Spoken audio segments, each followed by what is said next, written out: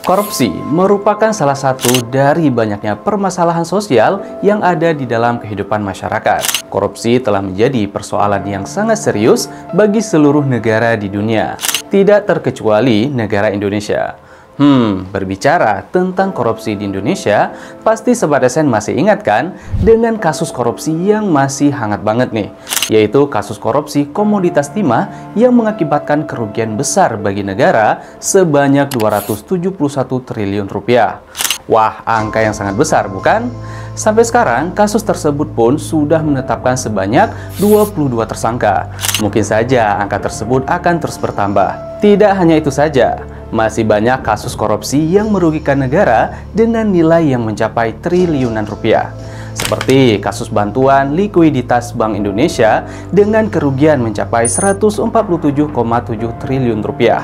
Kasus penyerobotan lahan di Riau senilai 78,8 triliun rupiah, hingga kasus korupsi bansos penanganan COVID-19, dan masih banyak berbagai kasus korupsi lainnya.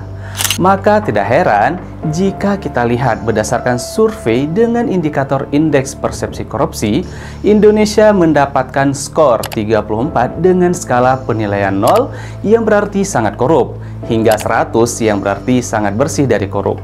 Angka ini menunjukkan bahwa korupsi di Indonesia masih sangat tinggi dibandingkan rata-rata global yang hanya berada pada angka 43. Dengan skor tersebut, Indonesia menempati peringkat ke-65 sebagai negara terkorup dari total 180 negara yang dinilai. Bagaimana menurut Sobat SN? Dari berbagai kasus korupsi yang disebutkan tadi, bisa dikatakan bahwa budaya korupsi menjadi salah satu penyakit kronis yang sangat berbahaya bagi manusia. Kerugian tidak hanya dirasakan oleh negara saja, tetapi juga berpengaruh kepada semua masyarakat, terutama mereka yang berada di bawah garis kemiskinan. Gimana? Semakin seru kan pembahasannya? Yuk upgrade pengetahuanmu di Edno, AdSense Knowledge.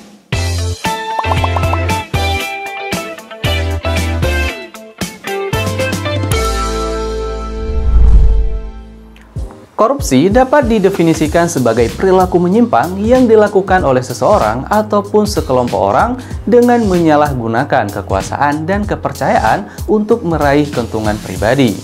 Lord Acton, seorang guru besar sejarah modern di Universitas Cambridge, menjelaskan bahwa kekuasaan dan korupsi ibarat dua sisi dari satu mata uang. Korupsi selalu mengiringi perjalanan kekuasaan, dan sebaliknya kekuasaan dapat menjadi sebuah pintu masuk bagi tindakan korupsi. Korupsi dianggap sebagai sebuah kejahatan yang luar biasa karena memiliki dampak yang sangat merugikan, baik dalam jangka pendek maupun jangka panjang. Tidak hanya merugikan negara saja ya, korupsi juga menyengsarakan rakyat yang ada di dalamnya. Kalau kita lihat sejarah kehidupan manusia di dunia, ternyata budaya korupsi sudah ada dari zaman dulu loh. Perilaku korupsi muncul seiring dengan awal mula adanya kehidupan manusia di muka bumi ini. Dan kehadiran korupsi di dunia berawal dari kemunculan berbagai organisasi dalam masyarakat. Praktik korupsi di dunia tercatat sudah ada sejak zaman Yunani kuno, Romawi kuno, Mesir kuno, hingga abad pertengahan. Sejarah panjang korupsi dalam kehidupan berbangsa telah menjadikan praktik korupsi sebagai salah satu penyakit kronis yang sulit untuk disembuhkan. Bisa dikatakan, perilaku korupsi itu sifatnya turun-temurun ya. Bagaimana dengan negara Indonesia? Apakah terbebas dari tindakan korupsi? Tentu saja tidak. Seperti yang sudah kita bahas di awal, banyak kasus korupsi yang telah terjadi di Indonesia. Bahkan, korupsi sudah menjadi salah satu akar budaya Indonesia sejak ratusan tahun lalu. Tindakan korupsi di Indonesia sudah mendarah daging pada diri pejabat pemerintah sejak dulu. Dimulai dari masa kerajaan, masa VOC, masa kolonialisme, hingga saat ini. Di masa kerajaan, pungutan berupa pajak atau upeti yang memaksa rakyat adalah salah satu tindakan korupsi yang paling menonjol. Begitu juga pada masa VOC dan kolonialisme. Para penguasa dan pemerintah saling adu domba dengan menyebarkan isu korupsi. Mereka juga melakukan korupsi untuk memperkaya diri sendiri dan melakukan gratifikasi untuk dapat mempertahankan kekuasaannya. Bisa dikatakan bahwa tindakan korupsi merupakan suatu warisan yang dilakukan secara turun-temurun dan terus berulang hingga masa kini. Parahnya lagi, di masa ini korupsi semakin marak akibat terjadinya pergeseran budaya masyarakat Indonesia yang sebelumnya berpegang teguh terhadap nilai-nilai agama, kini bergeser menjadi pola hidup masyarakat yang materialistis dan konsumtif. Kita tahu bahwa korupsi merupakan tindakan atau perilaku yang tidak baik karena dapat merugikan berbagai pihak. Tapi yang menjadi pertanyaan adalah, kenapa banyak orang melakukan tindakan tersebut ya? Padahal yang selama ini kita lihat, orang yang banyak melakukan tindakan korupsi adalah mereka yang berpendidikan tinggi, mengerti hukum, dan lain sebagainya. Untuk menjelaskan hal tersebut, kita bisa berpedoman pada salah satu teori nih Sobat Desen, yaitu teori yang diciptakan oleh Donald R. Tracy, yaitu teori Fraud Triangle. Dalam teori tersebut, Tracy menggambarkan ada 3 kondisi penyebab terjadinya kecurangan. Yang pertama adalah karena pressure atau tekanan. Memiliki motivasi untuk melakukan tindakan korupsi karena adanya tekanan. Salah satunya karena motif ekonomi. Namun, tekanan ini kadang tidak benar-benar ada. Hanya pelaku saja yang berpikir kalau mereka merasa tertekan dan tergoda pada uang yang ada yang padahal bukan punya mereka. Yang kedua adalah opportunity atau kesempatan. Adanya kesempatan membuat seseorang tergiur untuk korupsi. Ini terjadi akibat dari lemahnya sistem pengawasan yang pada akhirnya menjerumuskan pelaku melakukan tindakan korupsi. Dan yang ketiga adalah rationalization atau rasionalisasi. Para pelaku selalu memiliki rasionalisasi atau pembenaran untuk melakukan korupsi.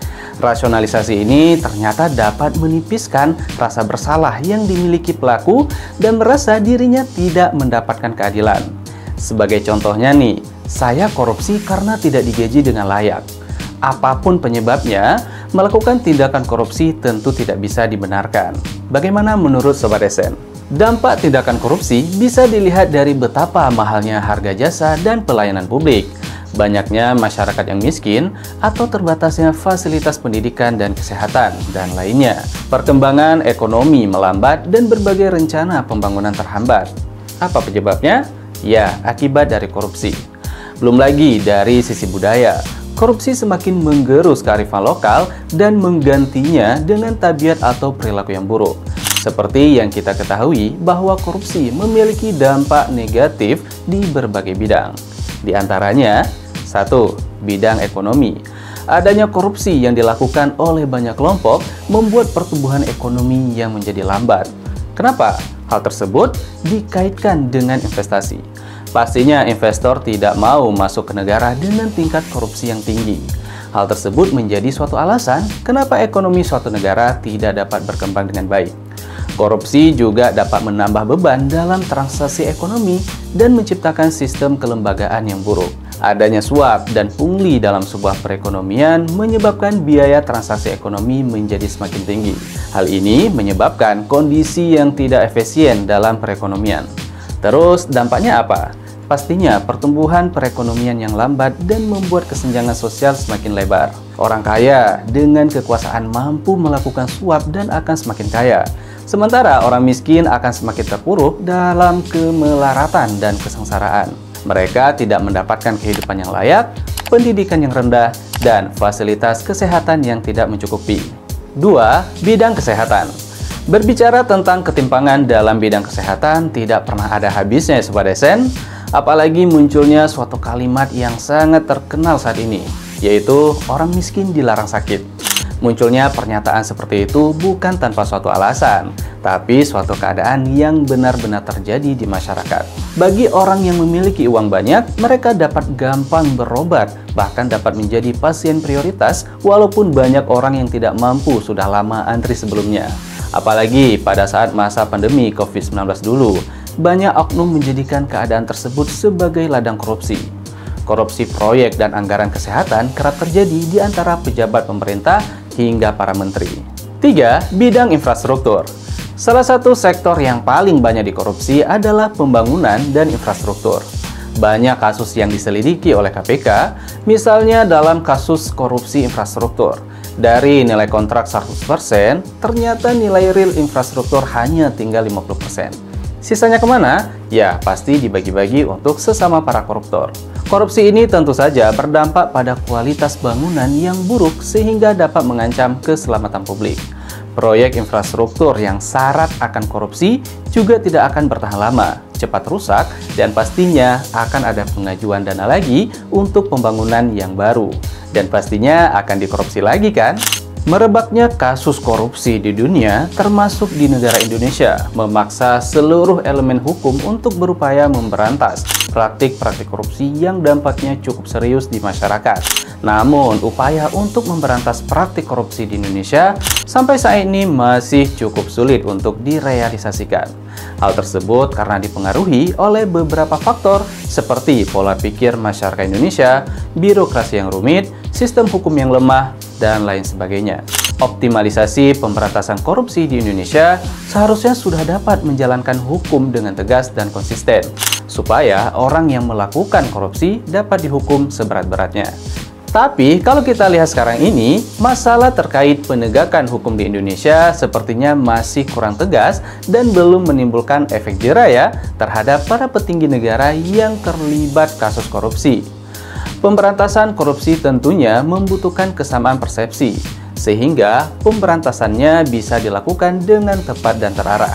Pusat Edukasi Anti Korupsi atau Anti-Corruption Learning Center KPK telah merangkum ada trisula strategi pemberantasan korupsi.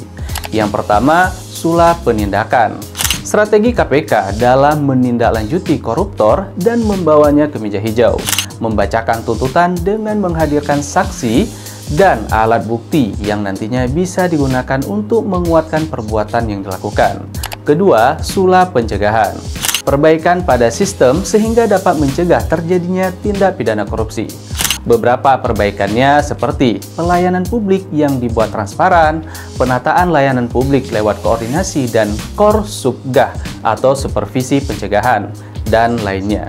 Dan yang ketiga, sula pendidikan, yaitu adanya kampanye dan edukasi kepada seluruh elemen masyarakat, baik yang muda maupun yang tua, yang bertujuan untuk menyamakan pemahaman masyarakat terkait tindakan korupsi dan bagaimana cara mencegah perilaku korupsi tersebut. Korupsi tanpa disadari ternyata sering dilakukan di dalam lingkungan sekitar kita.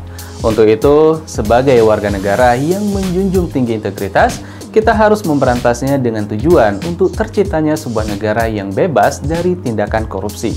Pastinya kalau tanpa adanya korupsi, masyarakat akan hidup dengan makmur kan?